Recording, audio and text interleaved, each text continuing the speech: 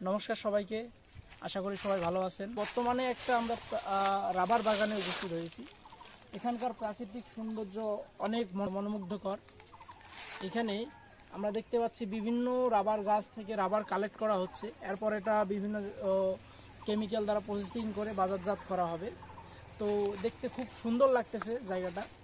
তো সবাইকে ভিডিওটা দেখার অনুরোধ রইল এবং আমাদের চ্যানেলটি সাবস্ক্রাইব করার অনুরোধ রইল। ধন্যবাদ সবাইকে, নমস্কার।